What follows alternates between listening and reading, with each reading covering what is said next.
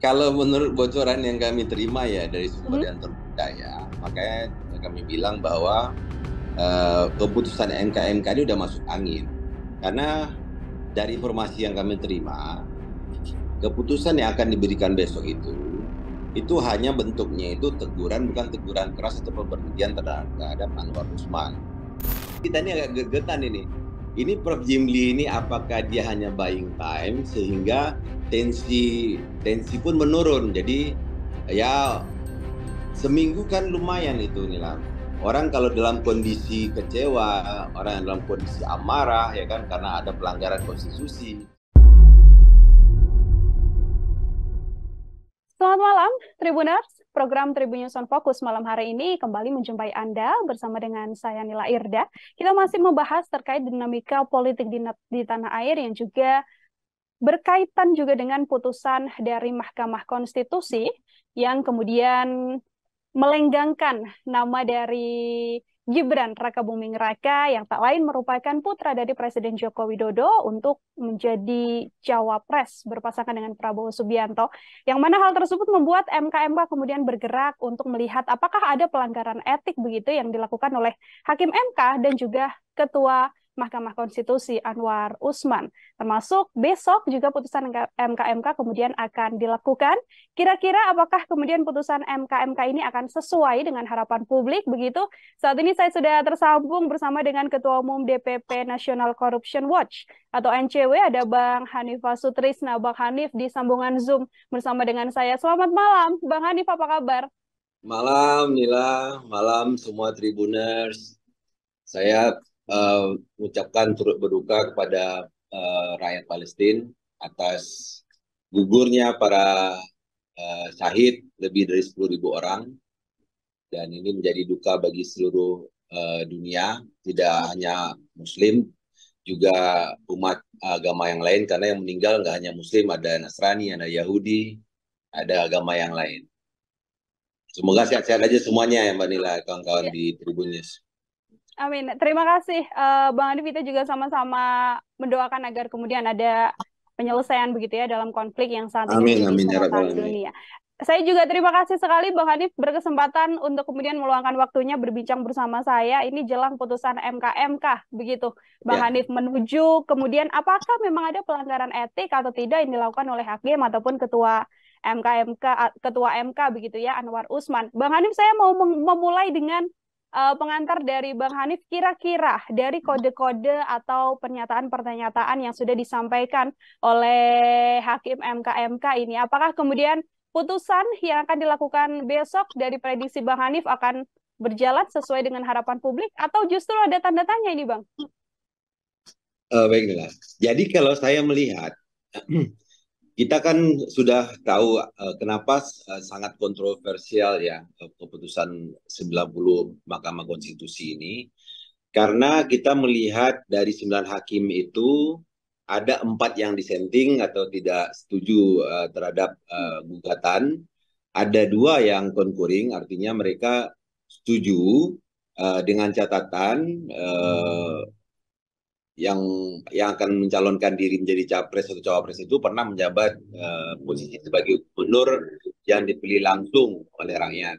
Sedangkan yang 3 lagi menyetujui sebagian, artinya umurnya tetap minimal 40, tapi pernah menjabat sebagai bupati atau wali kota melalui pemilihan langsung, bukan yang menjabat dari sebagai PJ ya.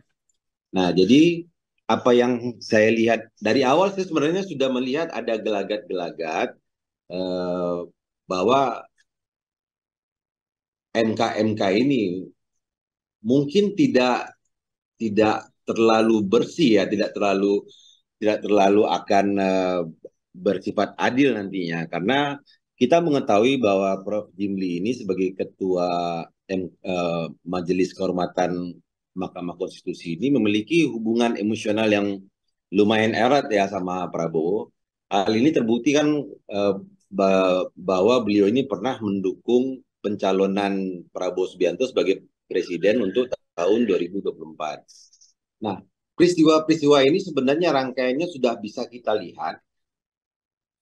Kenapa eh, yang harusnya majelis kehormatan ini harusnya sudah ada. Kenapa baru setelah akan dilakukan persidangan pelanggaran kode etik ini baru dilantiklah ketua MKMK dengan 2 orang hakim anggotanya. Kami melihat di sini bahwa orkestrasi untuk tetap memuluskan Gibran Rakabuming Raka ini menjadi wakil presiden ini masih sangat berat sekali dugaannya. Jadi kalau orang berbicara apakah MKMK akan memberikan keputusan yang adil nantinya, ya, saya masih meragukan itu. Beberapa kawan yang bertanya sama kami seperti apa kira-kira ramalannya, saya bilang ya kalau melihat dari kondisi saat ini begitu kuatnya dan tendensi dinastinya Jokowi ini untuk melanggengkan kekuasaan, saya sangat yakin bahwa besok itu yang akan keluar tuh hanya bentuknya itu teguran tidak keras dan hanya rekomendasi. Karena kalau dilihat dari naga-naganya ini, keputusan 90 sudah dianggap final and binding, artinya final dan mengikat. Kalaupun nanti ada keputusan yang bisa menghibur rakyat Indonesia, kenapa saya bilang quote-unquote itu menghibur?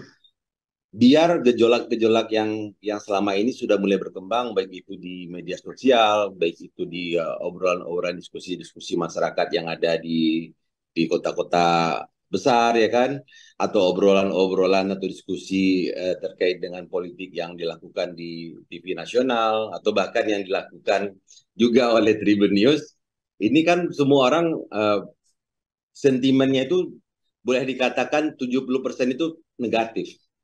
Karena kekuasaan sekarang yang bekerja di balik semua ini memperlihatkan bahwa kekuasaan yang dimiliki oleh Presiden Jokowi ini menurut saya ini terlalu besar. Jadi kekuatan yang terlalu besar yang dimiliki oleh Presiden Jokowi ini membuat rangkaian orkestrasi sampai nanti terjadinya pemilihan presiden atau presiden election itu pada tanggal 14 Februari 2024, ini pasti penggiringannya akan tetap dilakukan, nggak akan berhenti. Saya yakin itu tidak akan berhenti. Karena kalau kemarin kan terlihat jelas, ada beberapa menteri yang ditugaskan, saya anggap aja oknum lah, oknum menteri yang ditugaskan oleh Presiden Jokowi untuk mengawal percepatan deklarasi Gibran menjadi calon presiden, calon wakil presidennya Prabowo Subianto. Ya, oknum ini ya Menseknek lah, Pratikno. Kemudian ada lagi oknum menteri yang lain, Menkominfo yang diminta untuk melihat sentimen negatif terhadap Gibran sebagai cawapres dan Kaisang sebagai ketum PSI. Nah ini masih berlangsung hingga saat ini karena menurut informasi dari orang dalam di 2 kementerian ini atau setingkat menteri ini tetap menyampaikan bahwa upaya-upaya atas perintah Pak Lurah, ya bahasanya nih, perintah Pak Lurah, supaya proses suksesi Gibran dan peningkatan elektabilitas PSI biar masuk ke parlemen itu masih dilakukan, cuman mulai disaring. Jadi tidak semua orang-orang yang berada di lingkaran para pembantu Jokowi yang dipercayakan untuk melakukan orkestrasi ini diikutkan, mulai disaring-saring. Jadi yang semulanya itu pembicaraan ini bisa terbuka atau arahan yang bisa dilakukan secara terbuka, tertutup, sekarang lebih ke tertutup untuk menghindari leak of information kan, begitu maksudnya oknum menteri ini gitu loh Nila. Oke, jadi kalau Bang Hadi melihat justru dari awal terbentuknya MKMK dengan diketuai oleh Pak Jimbli ini juga tidak kemudian murni bentuk independensi untuk mengurus kode etik ini, namun juga masih ada campur tangan dari Presiden Joko Widodo. Seperti itu, Bang Hanif? Iya, karena kan kalau melihat dari statement-statement beliau, setiap ditanya oleh awak media atau ditanya oleh kawan-kawan jurnalis, pernyataan beliau ini kan lebih banyak hal-hal yang sifatnya normatif, seperti mengatakan bahwa kami sudah mendapatkan bukti-bukti pelanggaran kode etik, kami sudah mengumpulkan bukti-bukti dan pernyataan dari para saksi yang mengetahui pada saat keputusan itu dibuat. Nah ini sebenarnya tidak memberikan jaminan sama rakyat Indonesia bahwa MK akan bertindak adil atau memberikan informasi seutuhnya kepada masyarakat Indonesia. Kemudian hal ini pun terlihat pada saat akan dilakukan persidangan pelanggaran kode etik ini antara MK dengan Anwar Usman.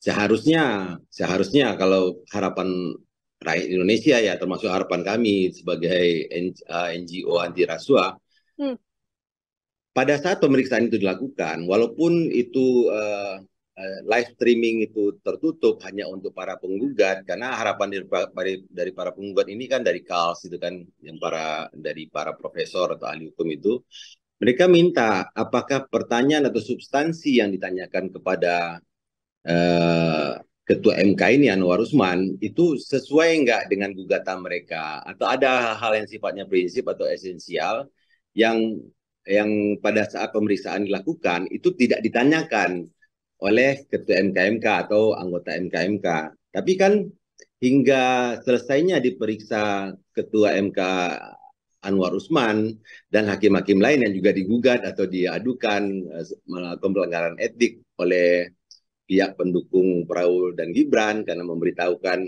hasil RPH pada sebelum keputusan 90 itu disampaikan oleh Ketua MK Anwar Usman. Nah, ini kan memperlihatkan bahwa keterbukaan terhadap informasi itu masih ditutup-tutupi. Nah, walaupun Prof. Jimli ini bilang nanti jika memang dibutuhkan untuk melihat jalannya persidangan akan diputarkan kembali. Tapi yang paling esensial ini inilah, orang kan semuanya menunggu ini. Seperti apa MK melihat dan menilai adanya kehadiran dari saudara Anwar Usman ini pada saat memutuskan 3 gugatan sebelumnya yang sama terkait dengan umur Capres dan Cawapres, dengan alasan pada saat itu disampaikan ke kawan-kawan hakim MK-nya bahwa sakit perut. Tiba-tiba pada saat untuk memutuskan gugatan yang menghasilkan keputusan 90, malah udah sehat aja kan, dan pernah diingatkan juga, kalau kami dari informasi dari orang dalam di MK, diingatkan juga sama hakim MK yang lain bahwa keputusan ini sebenarnya ketua, ini bahasanya ya saya nggak tahu jelas seperti apa, jadi informasinya udah diingatkan juga sama hakim MK yang lain, ketua izin kan, ini ketua kalau dilihat dari undang-undang kehakiman ya kan, bahwa adanya ikatan darah atau ikatan perkawinan terhadap yang akan diperiksa atau yang akan dipersidangkan atau yang akan diputuskan gugatan ini, kan itu melanggar undang-undang kehakiman. Nah, karena dianggap ada konflik of interest. Nah, disinilah terlihat bahwa Anwar Usman ini jelas-jelas melanggar konstitusi. Kemudian jika kita kaitkan dengan Undang-Undang nomor 28 tahun 99 terkait dengan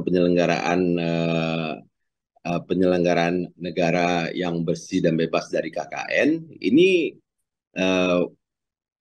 kolusi atau nepotisme yang diperlihatkan oleh Anwar Usman ini dengan meloloskan gugatan atau putusan 90 yang melanggengkan Gibran Rakabuming Raka ini menjadi wapres, ini harusnya jelas-jelas disampaikan oleh Prof. Jimli sebagai ketua MK. Nah, tapi kan tidak ada satupun spill terkait dengan apa rencana keputusan yang akan dihasilkan sama MK. Nah, ini kami melihat bahwa masih informasi yang disampaikan oleh Prof. Jimli ini masih normatif, masih sifatnya menenangkan masyarakat, menenangkan para penggiat pro demokrasi, sehingga eskalasi rasa ketidakpuasan dengan Jokowi pada akhir-akhir kepemimpinannya ini tidak menjadi lebih besar gitu Nila. Justru hanya bentuk normatif saja, dan sebenarnya di balik itu kalau dari kacamata Bang Hanif dan juga NCW masih banyak tanda tanya begitu ya dari sosok Jimli ini sendiri. Bang Hanif, ini kan kalau kita berbicara soal putusan MK besok, kan harapan besar publik pasti diantaranya adalah memecat Ketua MK, begitu kan, Anwar Usman, atau minimal sanksinya adalah sanksi berat begitu. Apakah kemudian kalau dari kacamata Bang Hanif juga sanksi yang harusnya dilakukan atau diputuskan oleh MK besok ini adalah pemberhentian terhadap Ketua MK Anwar Usman, atau justru ada sanksi lain lagi yang menurut Bang Hanif harus dilakukan? Kalau menurut bocoran yang kami terima ya dari sumber Mhm. yang terpercaya, makanya kami bilang bahwa keputusan MK ini udah masuk angin. Karena dari informasi yang kami terima, keputusan yang akan diberikan besok itu hanya bentuknya itu teguran, bukan teguran keras atau pemberhentian terhadap Anwar Usman. Dan eh, pelanggaran pun bukan dianggap sebagai pelanggaran keras, hanya pelanggaran etik yang judulnya itu nanti ada sanksi administrasi atau akan ada rekomendasi mungkin si ketua MK-nya ini tidak menjadi lagi ketua MK atau menjadi hakim MK aja. Cuman kalau untuk diberhentikan dia dikeluarkan dari Mahkamah Konstitusi, kalau dari pembicaraan yang kami terima kemarin itu masih jauh, masih jauh. Hmm. Jadi kalau rakyat Indonesia berharap akan ada punishment yang sesuai dengan apa dengan pelanggaran konstitusi yang diberikan oleh yang dilakukan oleh Anwar Usman ini nggak akan ada, nggak akan ada. Ini dari kami ya. Hmm. Jadi kami mempersepsikan negatif eh, apa yang dilontarkan oleh Prof. Jimli ini, kawat media, kapanpun ditanyakan, beliau selalu menjawab bahwa sudah kami menemukan ada pelanggaran kode etik. Itu aja. Nah, pelanggaran kode etik ini ada sepertinya Ketua MK ini berbohong. Tapi kami tidak melihat bahwa secara eh, secara eksplisit dikatakan bahwa yang dilakukan oleh si ketua MK Anwar Usman ini adalah mencoba memanipulasi hasil konsensus dari para hakim konstitusi. Kan kalau kita lihat di sana kan 4 orang dissenting, artinya tidak mau berpendapat atau tidak setuju atas ajuan dari si mahasiswa yang dari Semarang ya, Dari Solo, Bang. dari Solo itu Hmm. yang mengatakan bahwa uh, boleh uh, sebagai cawapres atau capres itu di bawah umur 40 tahun ya kan, asal uh, pernah menjabat sebagai bupati atau wali kota melalui pemilihan langsung. Nah, kalau kita melihat dari sini sebenarnya dan menyebutkan bahwa dia mengajukan gugatan ini karena dia sangat ngefans sama Gibran. Ya. Ini memperlihatkan jelas bahwa subjeknya itu adalah meloloskan Gibran, bukan meloloskan prasyarat untuk maju sebagai capres atau cawapres. Nah, melihat adanya konflik kepentingan, jika seandainya hakim ketua MK ini ikut memutuskan atau ikut terlibat dalam merumuskan keputusan 90 ini, sebenarnya kan berdasarkan undang-undang kehakiman kepentingan keterlibatan atau konflik kepentingan ini kan terlihat jelas. Nah, namun ini tidak diungkap secara nyata sama Prof. Jimli. Jadi kita ini agak gegetan ini. Ini Prof. Jimli ini apakah dia hanya buying time sehingga tensi pun menurun. Jadi ya seminggu kan lumayan itu nih lah. Orang kalau dalam kondisi kecewa, orang yang dalam kondisi amarah ya kan karena ada pelanggaran konstitusi, karena politik dinasti ini jelas terlihat di mata telanjang ya kan upaya-upayanya. Bahkan pernah ada juga yang beredar Wah Mendes melakukan orkestrasi supaya memenangkan Gibran di pokok yang ini sesuai dengan arahannya eh, Pratikno dan akan dilaporkan ke Pak Lurah. Nah ini kan bahasa-bahasa seperti ini kan masyarakat ini merasa ditipu siang hadis siang bolong itu loh. Masyarakat merasa ditipu di siang bolong karena statementnya kepada publik hanya untuk menurunkan tensi saja, tapi justru output akhirnya selama 1 minggu ini yang akan diputuskan besok tidak sesuai begitu ya, Bang Hanif ya, sesuai dengan apa yang diharapkan oleh publik. Bang Hanif, ini kalau kita berbicara soal MK kan di awal dengan putusan MK hingga mengeluarkan statement Mahkamah Keluarga, kemudian sampai kemudian tadi yang disampaikan Bang Hanif bocorannya adalah sanksinya juga tidak tegas. Ini kan sanksi eh, yang kemudian akan diterima oleh MK kan juga berat sekali, Bang. Marwah MK yang kemudian dianggap runtuh, kemudian kepercayaan publik terhadap MK juga akan turun drastis. Menurut kacamata Bang Hanif, apakah kemudian putusan yang tidak memecat atau memberikan sanksi tegas kepada ketua MK begitu dan hakim yang terkait adalah hal yang ya sudah wajar saja begitu karena marwah MK tidak kemudian menjadi prioritas utama, Bang. Saya agak tergelitik juga begitu nilai tanyakan apa itu hal yang wajar. Nah, ini yang kadang-kadang belakangan ini kita agak miris ya, bahwa eh, beberapa tokoh reformasi juga menyampaikan dinasti politik itu adalah hal yang wajar dan biasanya jika omongan itu diucap berkali-kali itu kan menjadi suatu kebenaran. Nah, ini yang dilakukan membuat persepsi bahwa apapun yang dilakukan oleh Ketua MK ini dia hanya menjalankan tugasnya berdasarkan konstitusi dan kalaupun keputusannya seperti ini ya memang begitulah yang seharusnya. Kemudian tapi kan masyarakat dengan bisa kita informasi beritakan bahwa keputusan akan dilaksanakan besok. Tapi hari ini relawannya Prabowo Gibran yang menamakan dirinya Rumah Nusantara itu beredar selebaran untuk melakukan aksi mengawal Mahkamah Konstitusi. Hmm. Padahal kan keputusannya besok dan lagi dikawal pun buat apa? Udah banyak aparat TNI Polri di sana dan tidak terlihat apa esensial dari mereka berkumpul rame-rame di sana selain hanya memperlihatkan soft of force-nya. Dan coba dilihat itu dari selebarannya itu. Ini dari selebarannya ini sangat nyata bahwa penguasa itu ikut ambil bagian dalam pengerahan masa aksi ini. Karena di selebaran itu terlihat gedung MK, habis itu ada Garuda, walaupun tulisannya di bawah itu adalah Mahkamah Konstitusi. Sebenarnya tanpa dibuat pun Garuda dengan tulisan Mahkamah Konstitusi, kan orang sudah tahu juga kalau gambar bangunan dalam selebarannya itu adalah gedung MK, karena ada tulisannya Mahkamah Konstitusi. Tapi apa yang diperlihatkan di sini? Ini sinyalmen diperlihatkan ke orang-orang yang ingin terlibat dengan orkestrasi ini bahwa uh, istana terlibat. Kan kita kalau melihat gambar Garuda ini uh, asosiasi kita kan ini adalah apa kepala pemerintah kan. Hmm. Jadi masa aksi yang dikirim katanya 10.000 itu yang disayangkan ada anak-anak juga yang terlibat di sana. Ini adalah bentuk dari upaya apa represi dari penguasa. Kami mengawal ini bahwa keputusan itu harus sesuai dengan apa yang kami inginkan, yaitu tetap meloloskan Gibran melalui keputusan 90 menjadi wakil presidennya Prabowo Subianto. Mhm.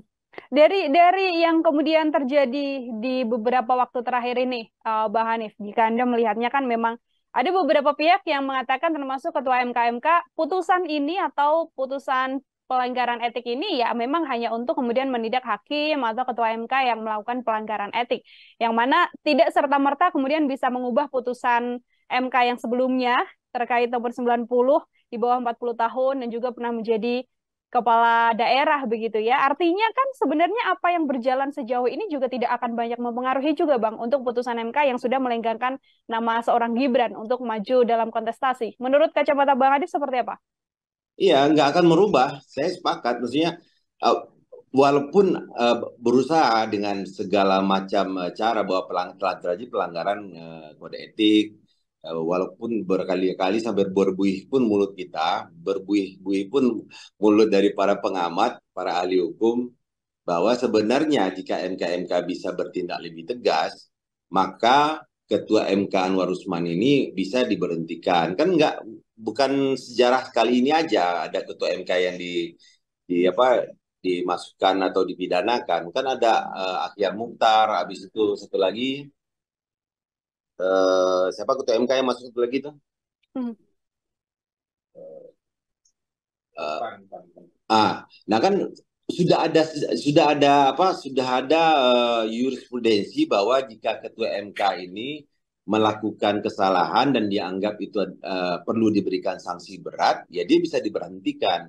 Walaupun sejarah itu juga memperlihatkan bahwa putusan yang sudah dihasilkan oleh Mahkamah Konstitusi tidak bisa berubah. Tapi si pelaku yang melanggar kode etik ini atau yang diduga menerima suap ini dari jatuh hukuman pidananya. Kalau dari NCW sendiri dan juga dari Bang Hanif, dengan putusan MK-MK nantinya tidak memberhentikan Ketua MK Anwar Usman atau hakim-hakim yang terlibat di dalamnya, ini penuh tanda tanya atau karena itu adalah sebuah kewajaran tadi disampaikan sudah ada dari awal sosok Jimli yang masih ada kaitannya dengan istana, sehingga tidak kaget juga Bang Hanif apabila nanti putusannya tidak sesuai yang diharapkan publik. Saya mungkin melihat variabel yang memungkinkan Prof. Jimli ini akan melunak tidak memberikan sanksi tegas.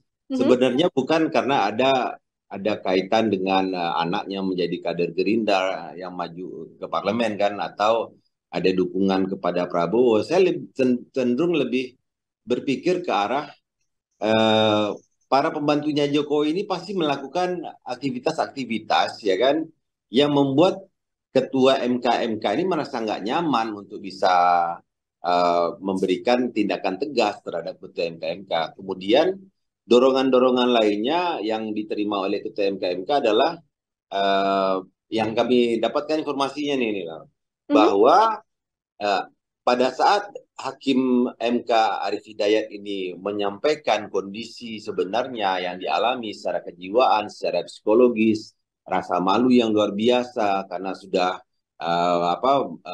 membiarkan terjadi pembegalan terhadap konstitusi dan hak konstitusi yang seharusnya itu baru bisa dimiliki setelah dia berumur 40 tahun, cuma dikarbit melalui keputusan yang sangat kontroversi ini. Nah, ini lebih ditekankan terhadap adanya kebocoran informasi yang disampaikan oleh Hakim Arief gitu loh, bukan terkait dengan keputusan yang sangat kontroversi yang dibuat oleh Anwar Usman. Kalau dari informasi orang dalam sana ya. Lebih karena ada informasi yang sudah bocor lebih dahulu, bukan karena adanya statement atau putusan yang kemudian dilakukan oleh Anwar Usman. Mungkin sedikit boleh dijelaskan lebih detail, Bang Hanif, ini informasi dari orang dalam yang dimaksud ini seperti apa? Apakah memang di internal MK juga desakan kepada MK-MK dan sebagainya? Karena kalau kita amati dalam persidangan sempat disampaikan kalau Prof. Jimli ini sempat ditelepon atau diteror begitu istilahnya oleh menteri untuk kemudian segera melakukan putusan terkait pelanggaran etik yang diduga dilakukan atas putusan gugatan ini, Bang Hanif. Kalau dari informasi yang kami terima, Prof. Jimli ini menerima seperti arahan ya, seperti ini supaya jangan sampai nanti keputusan yang diambil itu bisa menimbulkan konflik yang lebih besar. Padahal keputusan ini yang nama keputusan MK ini kan udah keputusan yang final and binding. Jadi keputusan MK nggak usah lah terlalu membuat keputusan yang kontroversi akan memberhentikan ketua MK atau membatalkan keputusan 90 MK itu. Nah ini kan demi kemaslahatan bersama. Bahasa-bahasanya seperti itulah Nila. Jadi melakukan pressure atau penekanan ya kan melalui penyampaian informasi supaya besok itu pada saat keputusan MK itu dibacakan ya tidak akan membuat keputusan 90 MK itu gugur atau batal demi hukum. Dan ketua MK pun hanya diberikan tindakan administratif. Ya seberat-beratnya kalau menurut informasi kami itu Nila, seberat-beratnya dia tidak akan dia hanya akan tetap menjadi hakim di MK dan diganti dia sebagai ketua MK. Tapi bukan dipecat atau dipidanakan karena melanggar Undang-Undang Nomor 28 tahun 99. Ya hukumannya kan antara 2 tahun, paling kurang 2 tahun, paling berat itu 12 tahun. Nah, nggak akan sampai ke sana lah, nggak akan sampai ke sana. Baik, kita simpan informasi orang dalam yang diterima oleh Bang Hanif sambil kita menunggu putusan MK yang kemudian akan dikeluarkan besok begitu ya. Kalau dari NCW sendiri Bang, apabila memang nanti putusannya sesuai dengan informasi yang diterima oleh Bang Hanif dari pihak dalam MK begitu Kak, apakah kemudian hal ini akan menutup semua upaya dari publik yang mengatakan harus ada penegakan etik, atau justru dari NCW sendiri juga akan oke, kita memang sudah harus berhenti sampai di sini, atau akan ada upaya yang mungkin bisa dilakukan, Bang? Sebagai penggiat dan sebagai aktivis, kita nggak akan berhenti. Bahwa pembegalan demokrasi yang dilakukan oleh dinasti Jokowi ini harus dihentikan. Artinya, karena ini akan berlangsung nggak hanya sebatas menjadikan Gibran ini cawapres Prabowo Subianto. Ini akan berlanjut eh, eh, apa, dalam proses pilpres dan pileg kan. Mhm. Jadi orkestrasi ini nggak akan berhenti begitu si Gibran Raka Buming Raka ini jadi cawapresnya Prabowo, nggak akan berhenti di situ. Kan pada saat pilpres kan uh, rangkaian-rangkaian orkestrasi ini akan bekerja lagi, dan kami akan melawan setiap ada upaya-upaya tindakan-tindakan yang melawan hukum dengan membegal demokrasi, membuat situasi apa rasa rasa ketidakpercayaan masyarakat terhadap pemerintah yang sedang berkuasa ini semakin meningkat, kami akan ikut dan andil bagian dari penolakan terhadap dinasti yang terbentuk saat ini. Dan lagi yang gini nih lah, kalau kita lihat, taruhlah keputusan ini tidak bisa menyenangkan semua pihak karena ada alasan tertentu lah yang nanti akan dijelaskan dengan berbagai puisi-puisi dan drama-drama yang disampaikan oleh Ketua MK nanti. Teman kepercayaan masyarakat Indonesia ke Mahkamah Konstitusi pasti sangat rendah sekali. Terus jika lembaga yang dilahirkan sebagai anak dari reformasi ini tidak dipercaya, bagaimana nanti seandainya ada gugatan pasca pilpres atau pasca pileg nanti? Jadi nggak ada satupun nanti rakyat Indonesia yang ingin mengadukan nasibnya untuk memperjuangkan hak konstitusinya, ya pasti akan tergadaikan semuanya. Mhm. Bayangkan aja jika seandainya ya kan cara-cara yang tidak etis yang seperti ini tetap dilakukan dan dianggapnya hanya pelanggaran etis dengan teguran ringan, ya kan, nggak ada sanksi yang berat atau sanksi pidana yang dijatuhkan. Terbayang nggak besok orkestrasinya Prabowo dan Gibran jadi presiden? Kemudian ya kan ada gugat-gugatan karena tiba-tiba di beberapa daerah itu banyak caleg dari PSI masuk ke Senayan atau masuk ke DPRD tingkat satu, tingkat dua karena dilakukan penggalangan atau orkestrasi dari dinastinya, ya kan, dari Pak Lurah misalnya kan. Mhm. Ini kan akan menimbulkan konflik horizontal yang luar biasa. Dan para tokoh bangsa, para penggiat pro-demokrasi, para aktivis, para mahasiswa, dan masyarakat pada umumnya pasti akan melakukan perlawanan. Dan gejala-gejala ini bisa terlihat, mungkin tidak terlihat nyata, tapi kan kita bisa melihat dari crawlingan data seberapa penolakan terhadap Pak Jokowi ini yang bertebaran di media sosial, dan sentimennya itu sangat negatif sekali ke Pak Jokowi. Saya kemarin tidak percaya kalau seandainya sentimennya senegatif itu terhadap Pak Jokowi. Jadi saya lihatlah di media sosialnya Pak Jokowi setiap ada kunjungan kemana-mana. Mhm. Di itu komennya itu semuanya cacian, tidak percaya, pembohong, dasar penipu segala macam. Dan jika dijumlahkan, itu sentimen negatifnya lebih dari 50%. Nah, ini kalau dibiarkan terus-menerus ya kan, pasti akan terbentuk perlawanan atau terbentuk kelompok yang menentang kesewenang-wenangan dari penguasa saat ini yang akan membuat dinasti politik. Nah, hebatnya hebatnya dinasti oligarki ini, orang yang selama ini menentang dan membenci Jokowi karena tidak ada satupun dianggap disampaikan oleh saudara saya Fahri Hamzah itu, bahwa semua program-program yang disampaikan, janji-janji manis yang disampaikan oleh Jokowi itu hingga saat ini sebelum dia bergabung ke istana, itu nggak ada yang bagus, nggak ada yang jalan. Bahkan dulu sangat menentang penggunaan tenaga kerja asing di smelter-smelter yang berada di Sulawesi dan di Maluku. Tapi sekarang kan politik ini kan dinamis ya. Hmm. Kalau kata orang kan eh, tidak ada apa eh, lawan yang abadi, yang ada itu kepentingan yang abadi. Dan kalau dikatakan apakah ini akan memberikan kepastian, tidak ada dalam politik itu. Yang pasti itu adalah ketidakpastian. Nah, ini mulai diberikan apa ilusi-ilusi informasi yang menurut kami di INCW itu salah, pembodohan terhadap masyarakat.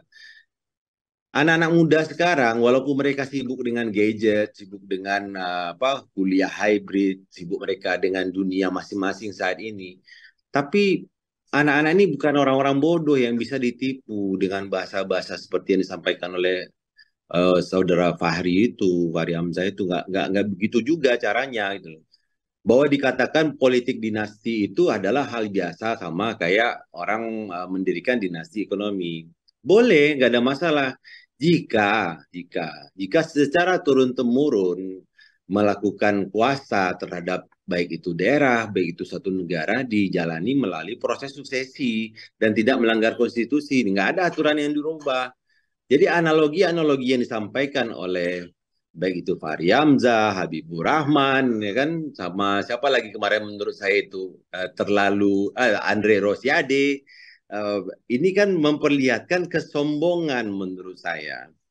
Dan Allah itu kalau si Anwar Usman bicara bahwa jabatan ini Allah dari Allah dan dia yang akan mundur, harusnya dia takut bahwa yang dia lakukan itu dilaknat nanti sama Allah gitu loh. Ini Hmm. ini yang selama ini saya melihat negarawan, kalau pada saat dia terdesak, dia langsung mengait-ngaitkan itu dengan kekuasaan Allah. Kemudian jika dia ingin membela kaumnya, nah rata-rata mereka memberikan analogi-analogi yang bisa seolah-olah menyejukkan masyarakat yang ada di Indonesia. Padahal jejak digital ini kan nggak bohong, jejak digital ini kan nggak bisa dihapus. Yang dilakukan beberapa tahun yang lalu memperlihatkan ketidaksukaan yang luar biasa, cuman hanya ingin apa ikut terlibat dalam suatu koalisi karena berada di partai yang baru. Kawan kita Fahri ini berubah drastis 180 derajat. Saya sepakat bahwa jangan kita mendukung orang itu masuk ke ranah personalnya. Saya sepakat dengan itu. Ya seperti teori yang ada di organizational citizenship behavior. Dalam organisasi itu perilaku itu bisa dilihat bahwa kepentingan-kepentinganlah yang mengatur orang-orang berperilaku. Baik itu berperilaku seolah-olah sudah berada di wilayah kekuasaan, baik berperilaku seolah-olah kekuasaan akan segera ada di tangan, bahwa berperilaku seolah-olah dengan bicara berkali berulang-ulang seperti itu ya kan akan mempengaruhi audiensnya. Hmm. Tapi kan ini kan salah nih lah. Demokrasi ini kita perjuangkan melalui perjuangan yang mengorbankan nyawa, mengorbankan ekonomi, mengorbankan waktu, mengorbankan perasaan, ya kan? Terkukung selama ini kita di zaman Orde Baru. Begitu reformasi dilakukan dan semuanya itu euforia akan timbulnya suatu kebahagiaan bisa berdemokrasi, bisa menyampaikan pendapat dan opini. Sekarang jauh panggang dari api. Jangankan bisa mengatakan kita memiliki hak untuk berorganisasi, berkumpul dan mengeluarkan pendapat pasal 28 Undang-Undang Dasar 45.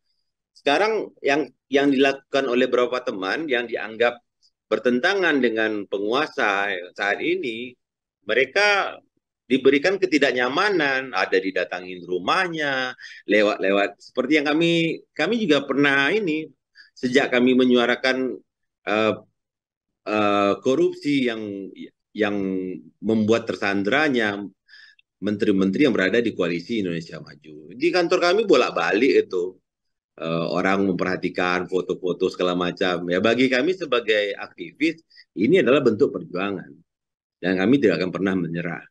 Ya, kami akan menyampaikan yang hak itulah hak, yang batil adalah batil. Hmm, baik Orang akan. iya nih lah. Saya kadang-kadang menganalogikan ke teman-teman pengurus di NCW ya, di DPP. Saya bilang, nggak, jangan ada rasa takut. Saya bilang, itu di Palestina sudah hancur lebur, berkeping-keping itu di rudal segala macam. Nggak mundur mereka. Walaupun mereka bukan tentara, mereka hanya rakyat biasa. Karena mereka tahu itulah hak yang mereka perjuangkan. Apalagi kita memperjuangkan hak bukan dalam kondisi perang. Hmm. Jangan takut, karena segala sesuatu yang kita lakukan dengan ketakutan, hasilnya akan tidak sesuai yang diharapkan. Nah, ini yang saya selalu uh, memberikan semangat, baik itu kawan-kawan, baik para senior, para penggiat demokrasi.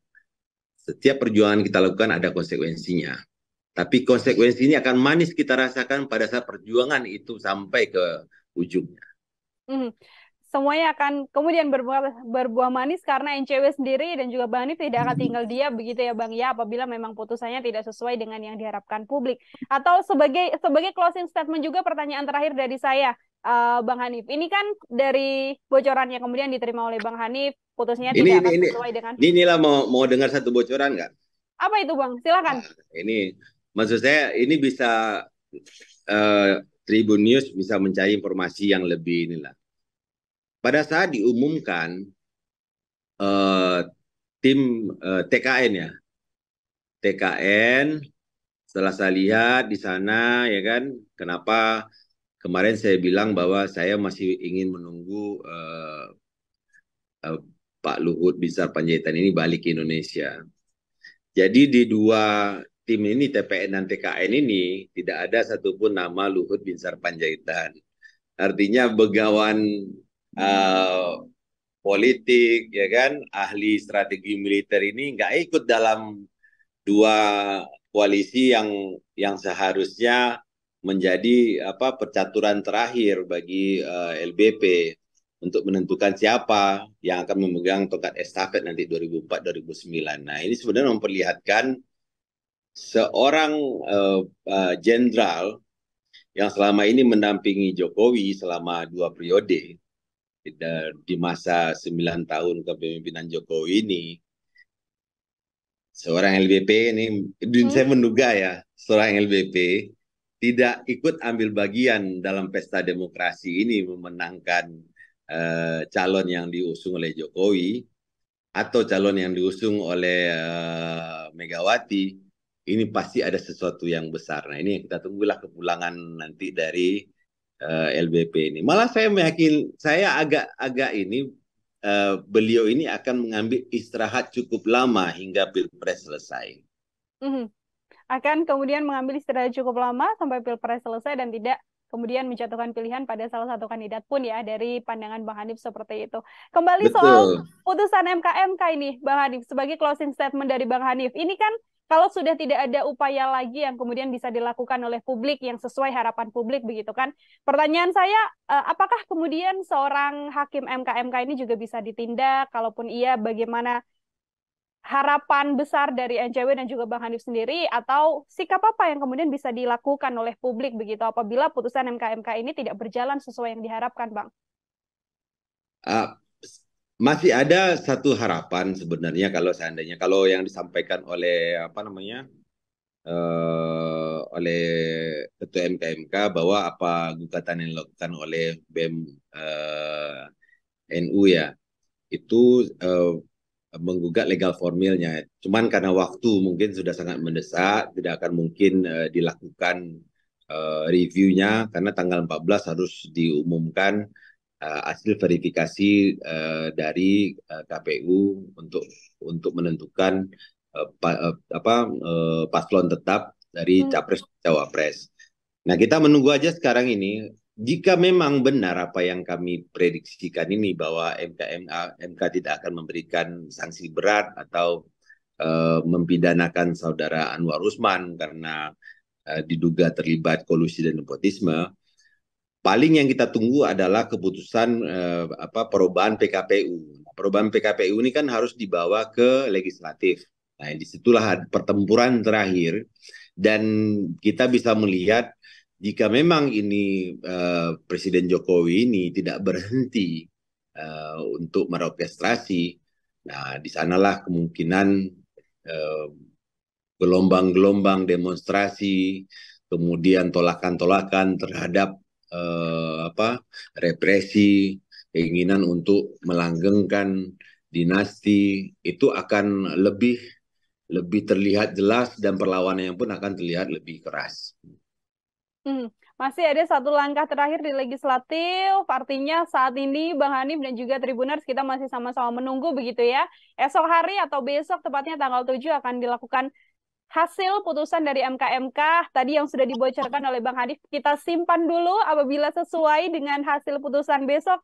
Semoga kemudian kita bisa berbincang lagi Bang Hanif. Sekali lagi Bang Hanif, terima kasih banyak atas kesempatannya berbincang dalam program Tribun News on Focus. Tadi sampaikan ke teman-teman, kalau seandainya saya salah ini, sentimen negatif yang saya sampaikan ini, saya traktir 50 orang, nanti Nila juga boleh ikut nanti. Jadi maksudnya saya pesimistis saya ini jika saya salah, ya saya lebih baik saya mengorbankan apa yang ada di saya demi kebaikan dan berjalannya demokrasi yang lebih baik pasca reformasi. Baik, kita tunggu saja artinya Bang Hanif untuk kemudian putusan MK-MK besok. Semoga juga yang diharapkan oleh Bang Hanif, NCW dan juga publik sesuai dengan hasil putusan MK-MK. Amin, ya Rabbal Alamin. Apabila tidak, ya tadi ada satu upaya terakhir, namun apabila memang sudah tidak ada upaya lagi, ya kita hanya bisa mengikuti dinamika politik yang kemudian berlaku. Jangan, saya menggugah malah, harusnya anak muda seperti inilah berjuang. Jangan sampai demokrasi ini tercabik-cabik. Saya menghimbau aja kepada para pemuda seluruh Indonesia. Saya menghimbau kepada elemen-elemen organisasi, jikapun ingin melakukan orasi, jikapun ingin melakukan demonstrasi karena ada kekecewaan bahwa penguasa saat ini yang ingin membentuk dinasti tidak bisa kembali mengikuti apa yang sudah dijalankan oleh konstitusi, lakukanlah sesuatu itu, perjuangkanlah semuanya, tapi dengan tanpa anarki. Oke, baik. Terima kasih sekali lagi Bang Hanif. Sama-sama Nila. Semoga di lain kesempatan kita bisa berbincang lagi Bang Hanif. Siap. Salam buat kawan-kawan Tribuners. Ya Tribuners, demikian obrolan saya bersama dengan Bang Hanif. Ini adalah Ketua Umum DPP NCW. Di lain kesempatan kita akan membahas soal tema-tema yang lainnya. Saya Nila Irda, pamit undur diri. Selamat malam dan terima kasih. Download Tribun X sekarang. Menghadirkan lokal menjadi Indonesia.